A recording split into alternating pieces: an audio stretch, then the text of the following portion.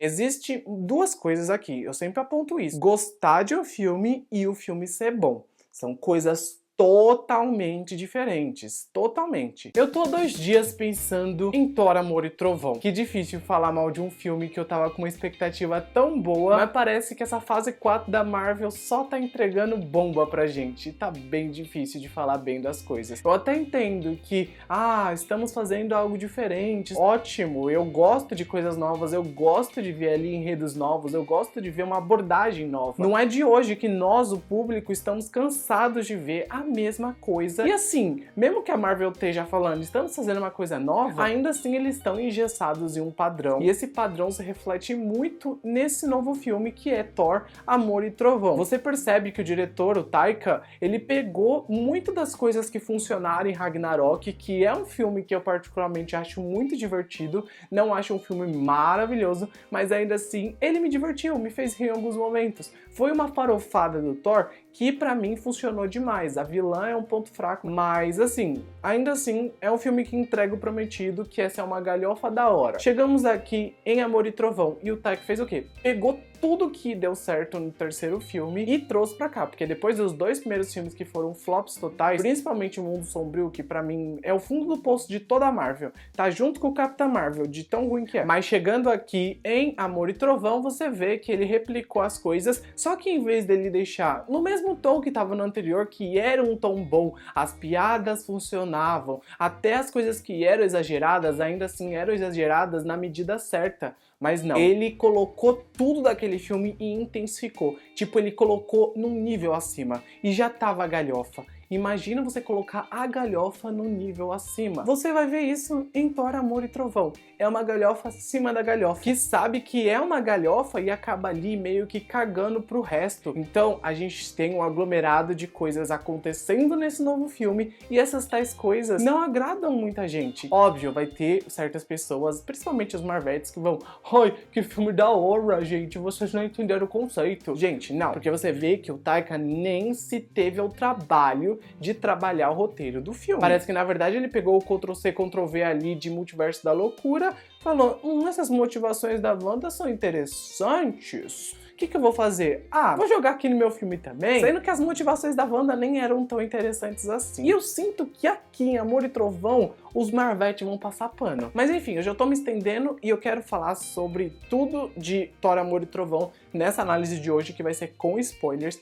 E eu vou falar sobre tudo que eu tenho que falar sobre esse filme. Não tenho o que eu falar sem spoilers, porque o filme é muito vazio pra falar sem spoilers. Então, antes de começar o vídeo, eu não sei se vocês são Marvetes ou não, mas se vocês têm consciência de que esta é uma opinião crítica minha, já deixa um like que me ajuda muito. Se inscreve no canal do botão vermelho, que é muito importante. E também não se esquece de comentar se você pretende assistir o filme ou se você já assistiu, me conta o que você achou dele, que eu quero muito saber. Então vamos lá, vamos começar do início e da proposta inicial de Thor, Amor e Trovão. O filme já se inicia com uma cena do Gorr, que é o vilão desse filme, sendo introduzido. Até foi uma introdução totalmente estranha. Na verdade, eu nunca tinha visto uma introdução tão estranha em outros filmes da Marvel como foi nessa. Porque eu achei que era um trailer de algum filme começando, mas na verdade era já o filme começando, e eu fiquei: nossa, tá bom.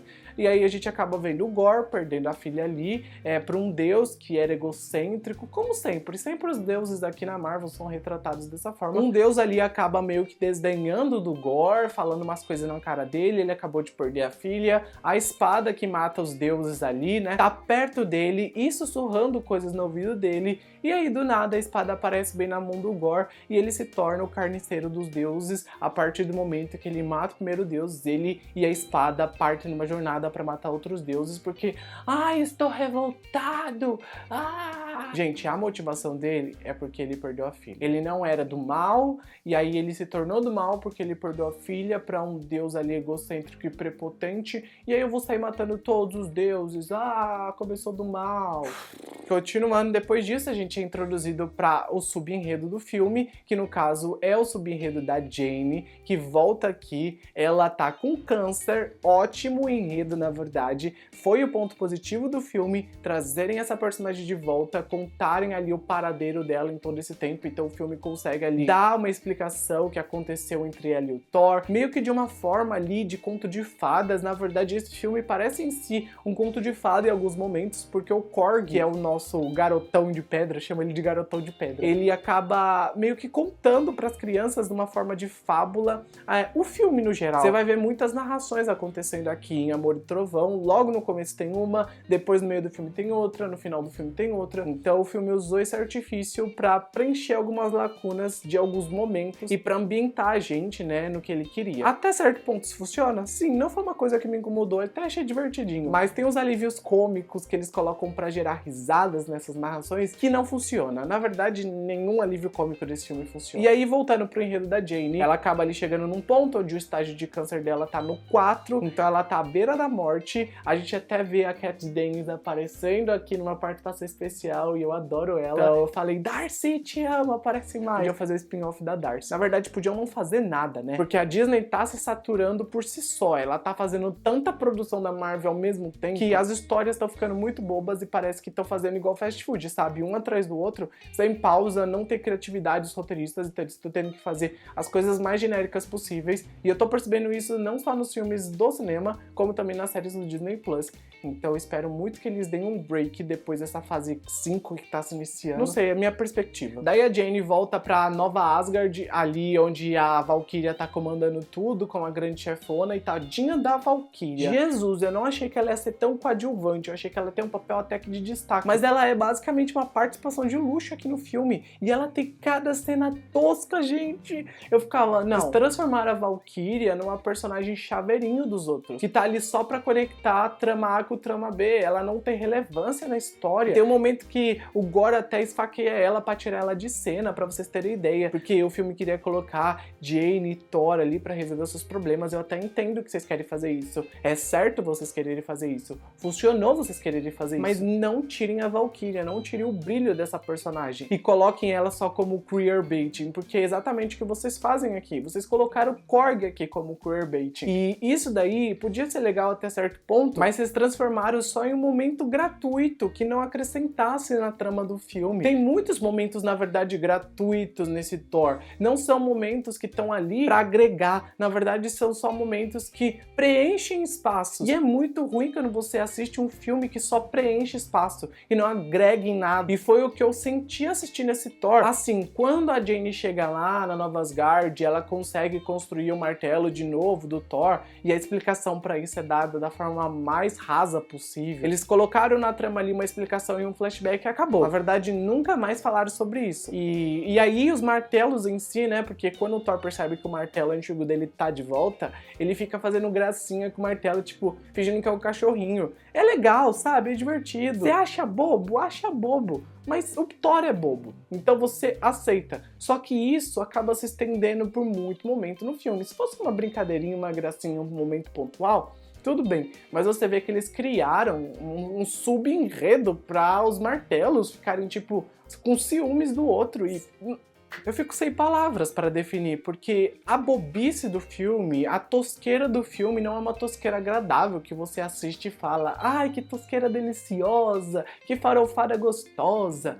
Não, é só bobo demais. Na verdade, é aquela sitcom que se na primeira temporada exibisse o primeiro episódio, o público não voltaria a assistir o segundo episódio. E ela seria cancelada, provavelmente, ainda na primeira temporada. É aquela sitcom ruim, é a sitcom que tá no fundo do poço beirando cancelamento. Mas ai, Matheus, você não vai falar coisas boas do filme e não tem pontos positivos? Tem pontos positivos. E antes de falar o resto dos pontos negativos, deixa eu falar os positivos. O primeiro deles é Jane e Thor. Jane e Thor funciona muito bem na tela. E a Jane é uma protagonista muito forte, e ela como a poderosa Thor funciona bem. Se tem uma coisa que esse filme conseguiu fazer funcionar bem, foi a Natalie Portman aí voltando nesse papel. Isso agregou muito na narrativa, porque trouxe ali todo um debate sobre questões amorosas envolvendo o Thor, sobre ele tá carente. A gente vê isso logo no primeiro ato do filme, onde os Guardiões da Galáxia ainda estão aqui, porque os Guardiões da Galáxia foram introduzidos lá atrás e deixaram a porta aberta pro Thor ali viajar com eles e resolver problemas. Só que aí eu percebi que eles não se encaixaram muito no novo filme do Thor, porque eles já já tem o filme deles. Então a Marvel falou, tira eles logo, tira eles logo. Então eles aparecem em 10 minutos do filme. Tem uma cena rapidinha deles ali, só pra eles irem embora salvar a galáxia. Então foi uma desculpa muito boba, mas que na verdade serviu pra mostrar que o Thor é carente, que o Thor tem isso, que o Thor tem aquilo. E a gente acaba voltando pra história da Jane, que aí ele acaba se resolvendo com ela aos poucos. Os dois acabam ali se entendendo mais. Quando ele descobre sobre o câncer dela, ele fica preocupadíssimo, porque ele gosta muito dela. E quanto mais ela usa ali o martelo, mais ela fica doente, porque o martelo, mesmo mostrando a aparência dela ali toda saudável, por dentro, né, e na realidade ela tá morrendo mais rápido. E essa abordagem tem todo um arco dramático que destoa muito do filme, que tenta a todo momento ser cômico, ser engraçado, ser bobo. E aí você fica, tá, era pra eu rir, era pra eu chorar, era pra eu sentir o quê? Vocês não sabem o que vocês estão fazendo.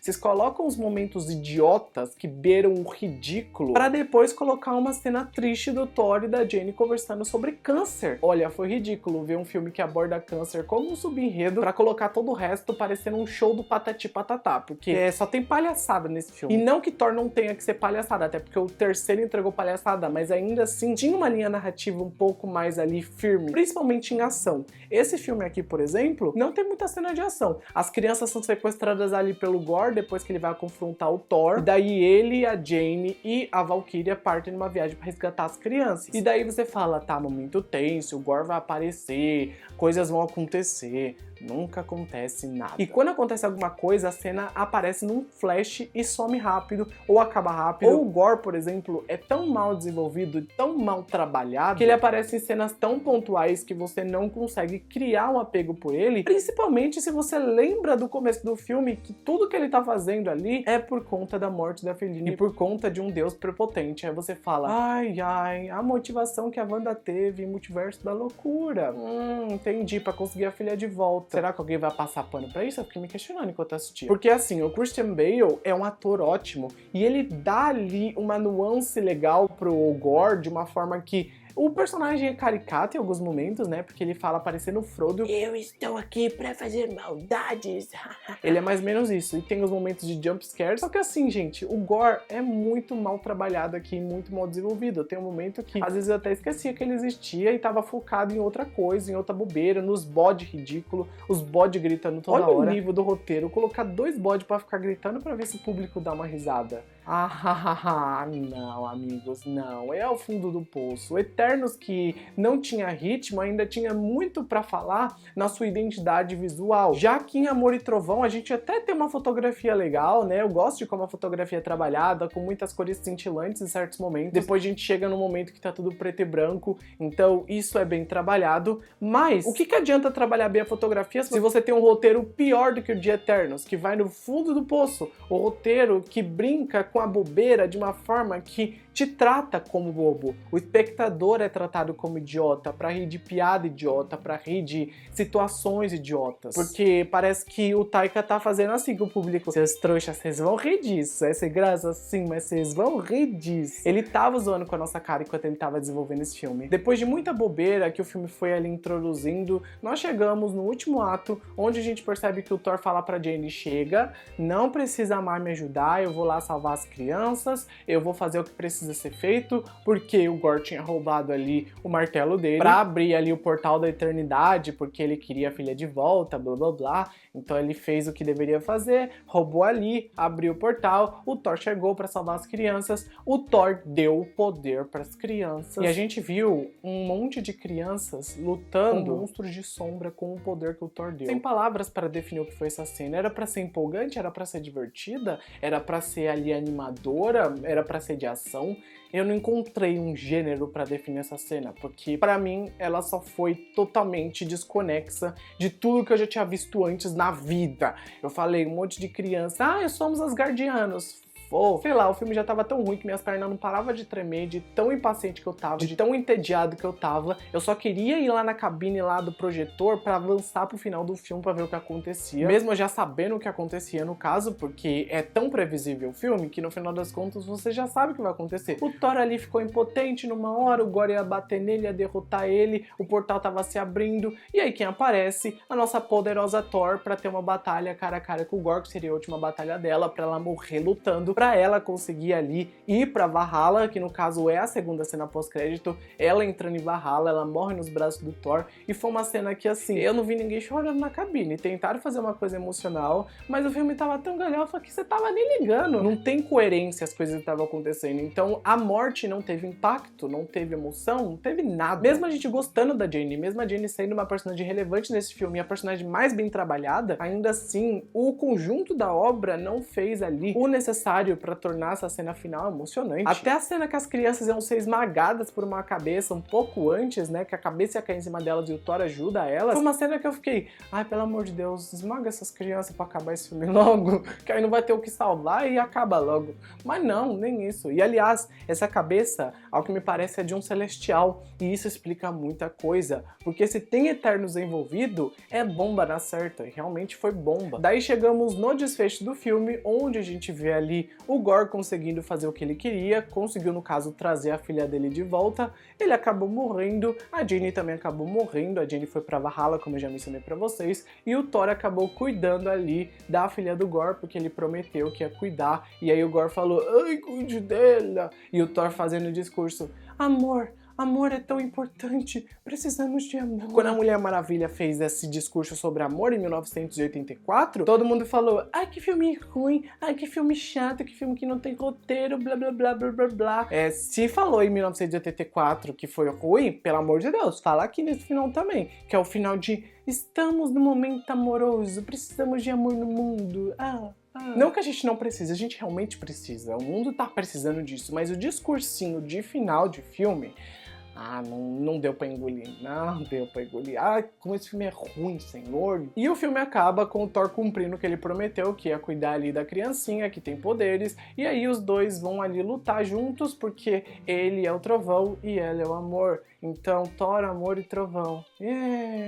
Acabou! Nossa, foi o momento mais feliz da minha vida. Na verdade, eu nem queria ver as pós-créditos, eu só queria ir embora da sala. Mas eu fiquei lá, vi a pós-crédito, a primeira delas era ali a introdução pra um novo filme, pra um novo vilão. A gente viu ali que o Zeus, que teve uma cena aqui no filme que pra mim foi uma das mais ridículas, eu nem quis comentar, porque senão eu ia ser aqui bloqueado no YouTube, que ia falar tanto palavrão dessa cena. Colocou 30 mil deuses no lugar pra ter uma batalha ali de Zeus com Thor. Tiraram a roupa do Thor, mostraram a bunda do Thor, e eu fiquei me questionando, pode mostrar a bunda do Chris Hemsworth, mas não pode colocar sangue em Multiverso da Loucura? Não pode deixar o Sam fazer o que ele quer, fazer a carnificina que ele queria? Tudo porque a Disney não pode, mas mostrar uma bunda pra um filme aí que as crianças vão assistir pode? É uma coisa normal, mas é normal que ver sangue? Eu não entendo o parâmetro da Marvel, não que a bunda seja alguma coisa uau, mas eu acho que é assim, tipo, o sangue e a bunda estão na mesma linha ali. Não tem por que não mostrar sangue num filme ou botar a bunda no outro, sabe? Eu tinha tanto pra falar dessa cena, mas olha, eu prefiro só deixar aí, porque pra mim foi uma das piores cenas do filme. E essa cena pós-crédito mostrou o grande vilão do próximo filme, eu imagino, né, que seja o Hércules, já que o Zeus tá ali puto com o Thor, porque ele foi humilhado na frente de um monte de gente, a Valkyria, o Thor e a Jane roubaram o raio dele, fui humilhado, blá blá blá, e aí acabou que ele ficou puto e mandou ali o Hércules, interpretado pelo nosso querido treinador de Ted Lasso, que eu fiquei muito feliz em ver ele nesse papel, isso eu confesso, tá? Mas não me empolgou nada nessa cena, nada. Eu vi umas pessoas lá fazendo na sala de cinema, mas todo filme da Marvel alguém vai fazer na sala de cinema, porque qualquer ceninha fanservice que a Marvel coloca numa pós-crédito, o povo fica Então, é isso. Já eu esperava. De Valhalla, por exemplo, da Natalie Portman chegando lá, eu fiquei tá bom, que legal. Interessante. E o Thor vai voltar em outro filme ou em outra produção, mas Thor, Amor e Trovão foi uma decepção. E esse é aquele tipo de filme que eu nunca mais reassistiria. Na verdade, eu tô sentindo que quanto mais os filmes vão lançando, mais a Marvel lança filme, menos eu tenho vontade de assistir todos os filmes anteriores. Porque a Marvel tá tão saturada no que eles estão fazendo, tá tão ali, tipo, no fast food, como eu disse no começo do vídeo, que poucas coisas se salvam atualmente nos filmes. Aqui em Thor, Amor e Trovão, a trilha sonora é muito boa, isso eu não posso negar. Só que assim, é a trilha sonora padrão que a gente tinha ouvido no outro filme. Eles só reaproveitaram e não exageraram, colocaram coisas boas aqui. Então tem músicas legais, e tem umas composições que ajudam em certas cenas, principalmente algumas de luta. Mas, por exemplo, as cenas de ação. As cenas de ação desse filme quase são inexistentes. E se são existentes, são muito curtas. Então, Que ação que a gente vai encontrar aqui? Nenhuma. A galhofa do filme é o ponto fraco dele. E também tirar o destaque da Valkyria, que era um destaque nos filmes anteriores, acabou me deixando ainda menos entusiasmado com esse novo filme. Sem contar o roteiro podre que tenta ali meio que se tornar brilhante, se tornar encantador a partir de uma fotografia toda clara e de uma forma narrativa de contar a história um pouco descontraída, ou até mesmo colocando elementos idiotas para ver se nós, o público, dispersamos a nossa atenção da trama central, que é muito boba e muito vazia, quase inexistente. Então é um roteiro preguiçoso para uma história preguiçosa, que foca ali em criar uma fotografia linda, colocar uma trilha sonora legal e fazer o público ficar, ai, que filme da hora! Mas no caso, depois que você revê ali o conceito de tudo que você assistiu, ou que você só pensa um pouco depois da sessão, você nota que não foi da hora. Mas era isso que eu tinha pra falar no vídeo de hoje. Falei demais, porque eu precisava desabafar desse filme, que eu fiquei bem chateado, eu tava com hype nas alturas. E me conta aí nos comentários se você curtiu o filme, se você não curtiu também coloca aí sua opinião. Não esquece de deixar o like aí que me ajuda muito, se inscrever no canal do Botão Vermelho. Eu fico por aqui. Um grande beijo, até o próximo vídeo, gente. E tchau.